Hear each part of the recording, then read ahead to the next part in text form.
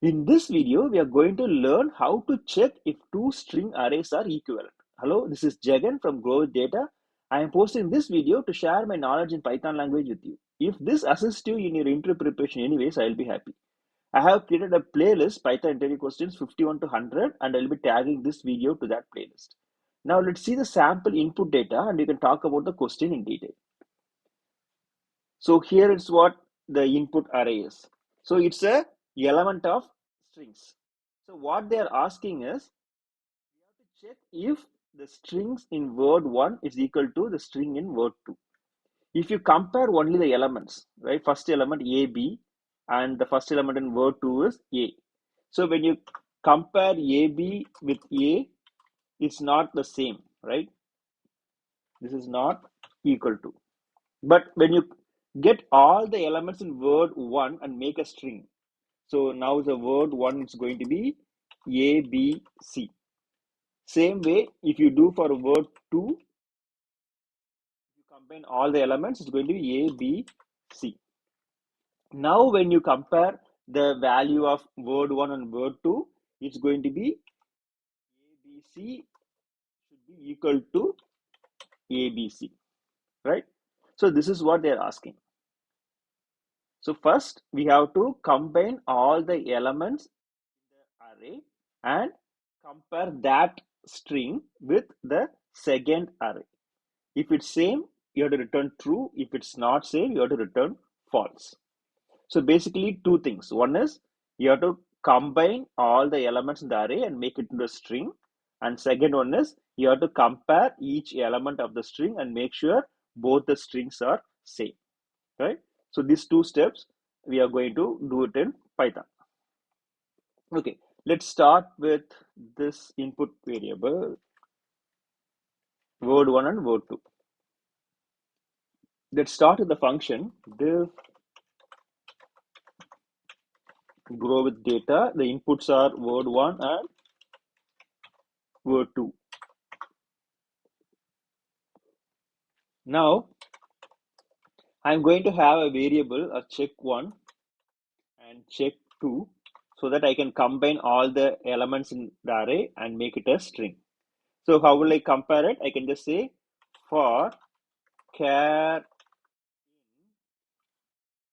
word 1. So this will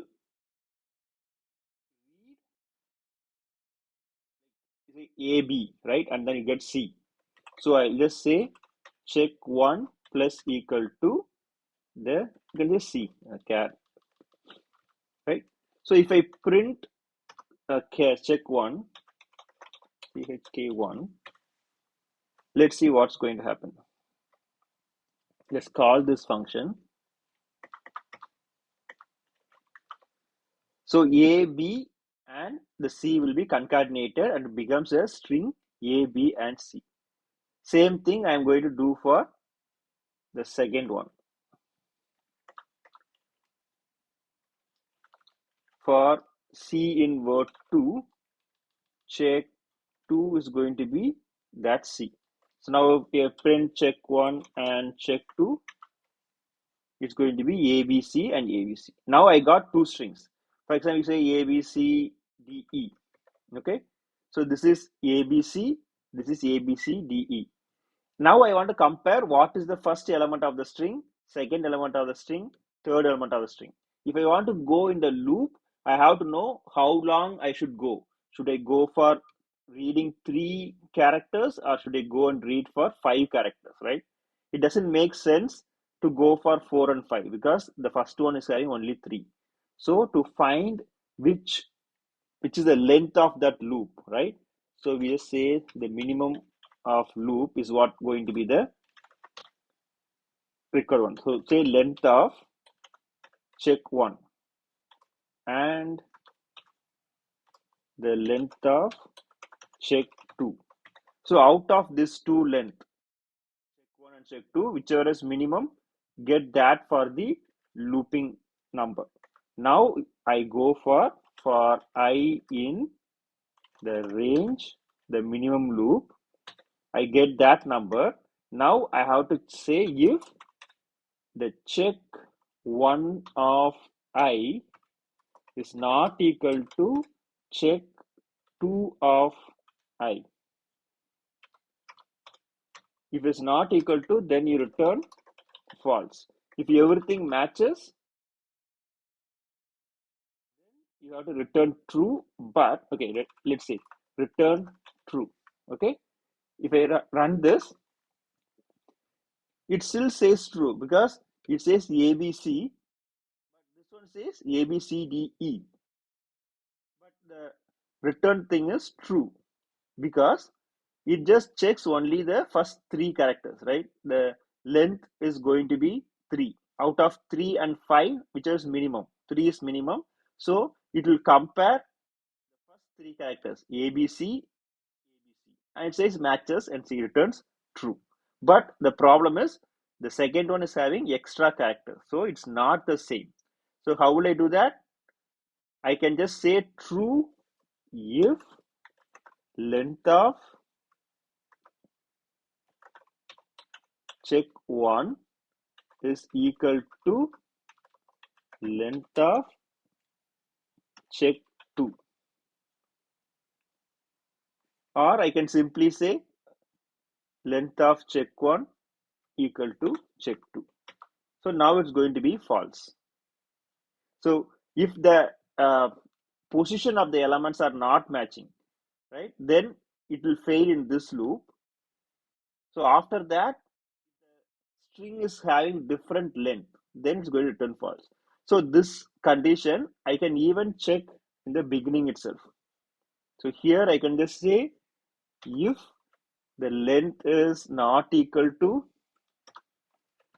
the check 2, then return false. So it don't even come to the end, right? So here it will read here itself and it will say it's false. You don't have to bring it here. So this approach is very basic and a brute force method. So if you try this kind of coding in interview, you get the answer, right? So you have multiple checks and balances, and you just return true or false based on the validation, and the answer is right. Even if I go for multiple test cases, it's going to pass. Like, I don't have it here. Let's try doing some test cases. So let's go with this. You can just say assert function grow with data. So you say assert grow with data. This is 1 and this is 2, and the expected output is going to be true. The second one, we are going to check for other values. This is a 1 and this is 2, and the expected output is going to be false. The third one, we have the same value ABC, and this is going to be the word 2, and the expected output is going to be true. And you just say print pass. So if I run this, it's pass. I get the answer. That's good. But you see how many looping logics I'm doing. I'm creating a for loop here to convert the array of elements. And then I just do a if condition for the length check. And then again, I'm going for the loop for the shortest length and check if it's true or false. Lot of things happening. Let's see if I can minimize this code. Copy this. First thing is, how will I change the element of array into a string? So currently what we are doing, we are going for the for loop, right? So if I want to get this done, I can simply say this dot the join function. We have talked about this in our previous videos. People who haven't seen that, they can see. So instead of going for the loop, I simply say join that array.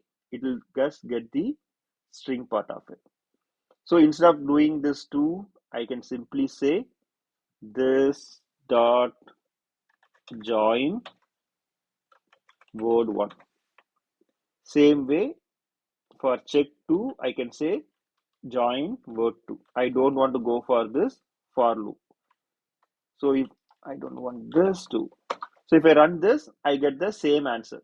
So you get the string concatenated ABC. Okay, I don't want this. So I get the values as expected, right? So I remove the first for loop. Now what I'm doing, I'm checking if the length is same or not, and then I get the minimum loop. I'm going for the loop. So why should I do that? So in my mind, I got stuck that I have two strings. Every element I have to check. But I have the string ABC, ABC, ACB, ABC, right? I have both the strings. If I say word 1 equal to ABC, ABC, and word 2 equal to ABC, what if I do a Boolean condition? Word 1 equal to word 2. It says true or false. If I say ABCDE, word 1 equal to word 2, it says false, right? So I don't have to do all this. So I simply say get all this out and just say check 1 equal to check 2. It give me the same result, right? It pass all the test cases and just comes here. So I don't have to do the 3 level of coding. Again, I can say, why should I go for the parameters, variables, right? So I got the input parameter and then I'm doing saving that in the variable and I'm checking it. Rather than that, I can simply say check 1 is this, check 2 is this. Now you tell me it's true or false, right? It give me the same result. So from these many lines of code and this many operations, we simply got a single line of code with only one join condition. So whenever you get the question, you never stuck with the looping logic. Okay, looping is the first one we learned, so we just try that. There are very simple ways to do these kind of things. If you want to see the coding part of it, then you can go to the YouTube channel Grow with Data and the playlist. This is going to be in Python interview questions 51 to 100. There's a Tamil version of it, Tamil Python interview questions 51 to 100. If you go to the playlist, in the video description, you'll have the GitHub link, which will take you to the code base.